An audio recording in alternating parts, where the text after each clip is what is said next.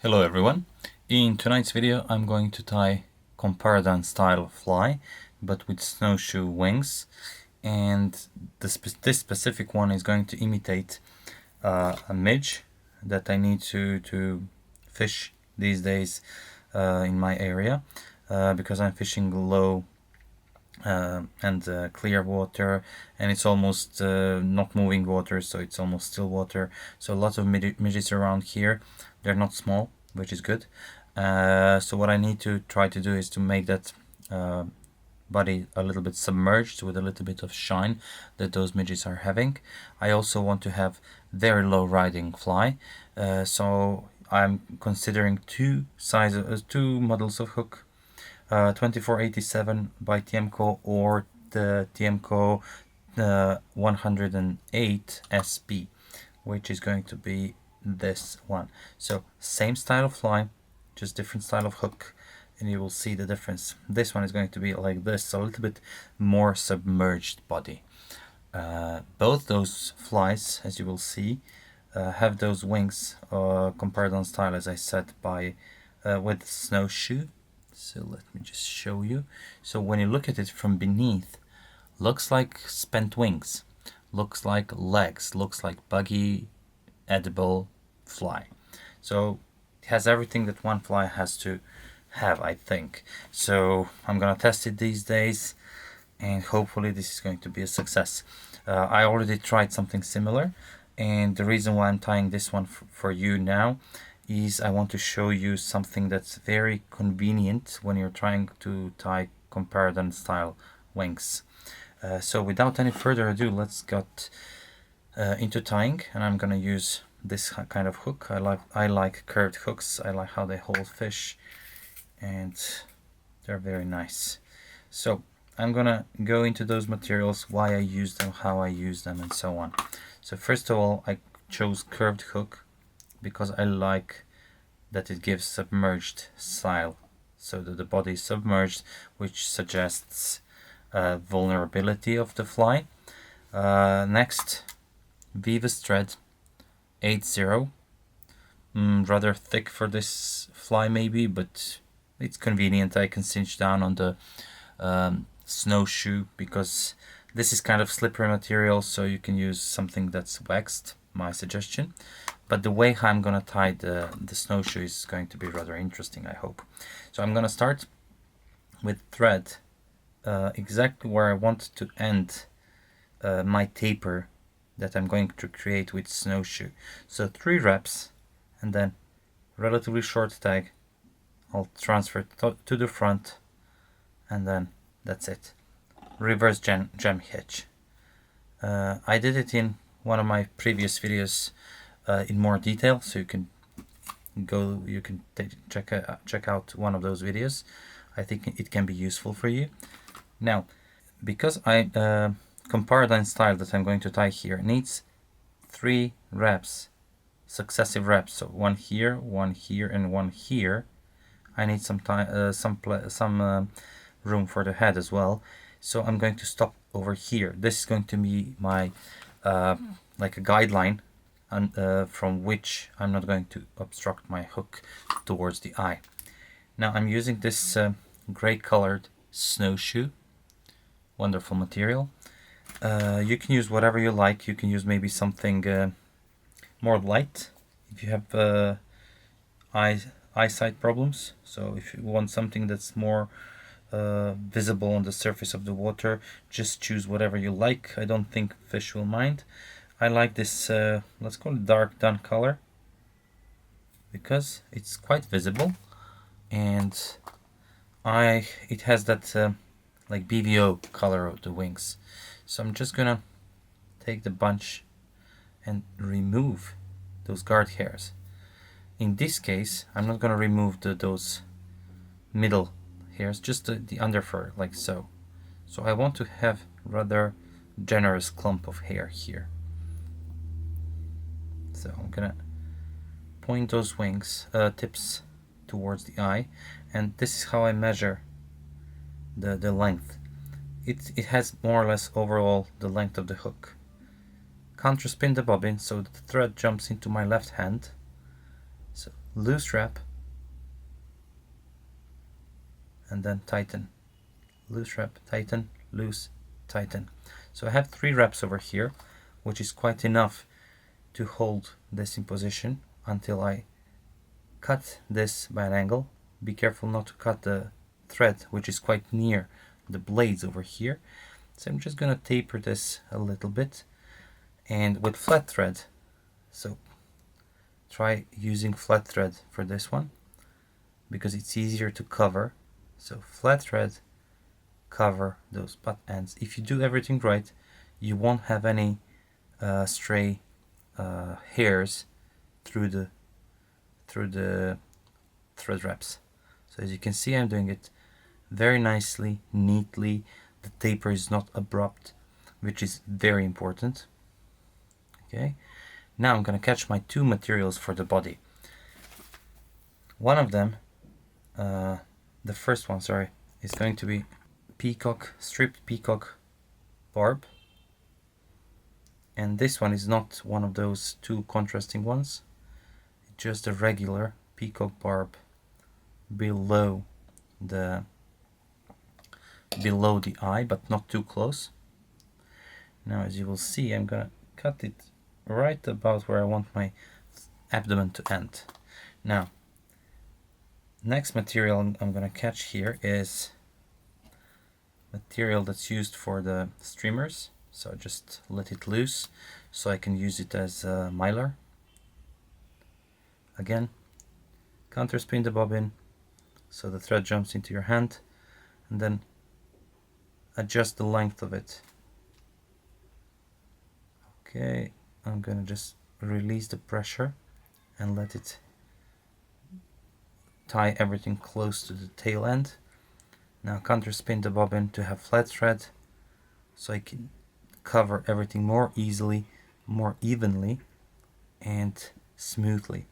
I need to flatten the thread a little bit more. Okay, yeah, that's it. With flat thread, you are able to create very smooth and nice underbody here. And let me see, yeah, that's it. I'm not gonna get into this area that I said at the beginning I don't want to cover. Now, first wrap Mylar, which will help me imitate that shiny effect that those midges that are transforming on the surface will have. Also caddis pupa, which this also can imitate. They also have those gas bubbles when they travel towards the surface. So this is going to be nice caddis imitation as well. And why not mayfly imitation? So I'm trying to do the touching wraps here because overlapping will give me slightly thicker body, but like it's nothing, it's not that important, just me being too picky, let's say. So just do a couple of wraps. I'm gonna unwrap this later. Now try to cover this, try to follow the middle of the mylar, so just as you would do the ribbing part. So just gonna start it like so, and be careful, this one I need to varnish later because it's slippery. So the peacock barb is slightly more narrow than the mylar, so I can allow myself to go almost through the middle of the mylar, and as the peacock barb gets wider I need to adjust my wraps so I have a slight gap in between. Not always easy, especially when you get into this more tapered part. Now look at this. I'm gonna, let's say, preserve those wraps over here, and then 2 of them bye-bye. Catch everything with 1 wrap over here and second one, and that would be it for now. Now, because I want to protect the body, I'm gonna whip finish the fly right now and cover it with super glue.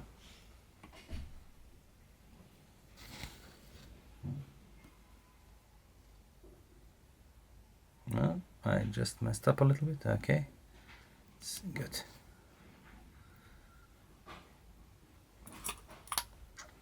Cut everything and varnish with your favorite varnish. For this purpose I'm using 502 super glue that gets clear, dries clear, which is very important obviously. And I'm using my dubbing needle to put it on the body. As you can see, almost invisible.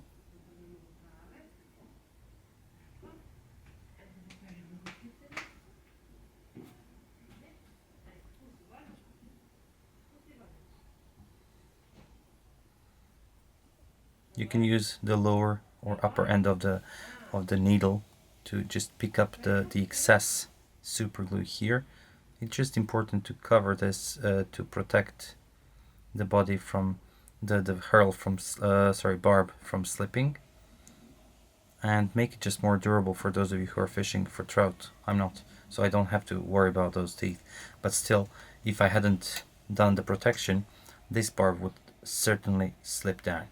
Now after this gets dry, we can proceed to finishing the fly. So I recommend you prepare several bodies like so up until this point, varnish everything, put it aside to dry, and by the end you're finished with the last one. This super glue gets dry very fast, so by the time you, for example, finished fifth body, the first one is already super dry. You can continue with tying your fly, so you don't waste any time for this. Now after everything is dry, not tacky or something like that, and completely secured, it's time to proceed to the final steps, and finish off the fly and make it Comparadun. And this is probably the most important part of this fly, and this is what I want to show you here. So the idea for this came, I was inspired by one of the Wayne Lou Allen's videos that I found on YouTube, and it goes like this. So we need to reattach the thread, and because I'm using rather big hook, it's size 14, I can go away with 80 thread that I've been using all along, and it's nylon thread, so it's not GSP as I'm usually using. So just start over here. Okay, this should be more than good. Now I want to cut this tag. Okay, this is it. So the thread is secured, as you can see, and I'm just going with my flat thread. So this is not going to hold the wing in position, but this will. So I'll just gonna pass my thread from behind, and then you can do it with your fingers. Take your snowshoe, just align it, sort of align it. You can go with needle like so and divide into, well, I usually do it in 3 equal clumps or in thirds, whatever you want to call it. So I'm gonna counter spin the bobbin here, and then I have a separation over here, and I want my thread to be over there, but I want my thread to be corded or twisted, whatever you want to say. I'm gonna pull back, and look what happens with this wing. You can push it forward, but it's not gonna go anywhere. Now I'm gonna divide this in half, so more or less here, and repeat the process one more time. Notice the angle of the thread here, and then one more time over here, and I can stop. That lets me go back here. Not very satisfied, so I'm gonna 1, 2. So most of my wing will stay upright. It's not Comparadun yet. Okay, so you have your wing, and if you try to pull it forward gently, like just rub it, it's gonna stay more or less upright. The rest of it I'm gonna just squeeze it together with dubbing like so, and then fan it outwards left and right. Now for the dubbing I will use peacock, ice tub peacock, and for this matter you want to use as little as possible. Make as thin and as tight noodle as you can. So you will see what I mean in just a second. Always dub your dubbing in the same direction, never rub it like this, always twist it in the same direction. That's how you keep it around the thread, fixed and secured. Now use very little amounts, apply it to the thread and build up your dubbing noodle along the thread. Now let me see. Yep, that's it. Now you will see what I mean by this. Now always push the dubbing towards the hook, because if you don't push it, if you have this, then you have a couple of reps in for nothing, just there, building bulk for nothing. You're not improving integrity of your fly. So what I like to do, I like to push the dubbing towards the hook, and then look at this, 1, 2, maybe 3. I'll just do it here, and then I'll just 1 and 2. So I'll just squeeze it with dubbing, and I'll cover up the thorax area, and I'll do it again, hop and hop, and I don't need any more dubbing here, so just move it away. So I got nice distinct thorax, sort of ball shaped. I'll pull back those ice dub fibers, and without any bulk, I'm just gonna whip finish. 1, 2, 3. It's running away from my finger. Okay, dubbing needle, tighten up the knot. Okay, well, I squeezed, yeah, one of those fibers remained in the knot, which, well, not a big deal for now. And then I'm gonna fan out this, and I can apply, well, rather a lot of pressure here, just shaping up the wing. And why am I able to do this? I'm able to do this because I was doing this V-shaped dubbing, so sort of like this. So it's relatively open right above under the wing here, so the dubbing is not going around this wing. Now if I push this, as you can see, the wing stays upright. Most of you will notice, I noticed it, and I didn't know until I watched this Wayne Allen's video. I didn't know why my Comparaduns, after I tied them properly, well, I thought it's proper, why the wing would tilt forward all the time. Well, the reason is because I didn't do this thread inserts in between those hairs, or yeah, hairs, if you use the peacock, or if you use, sorry, the deer hair.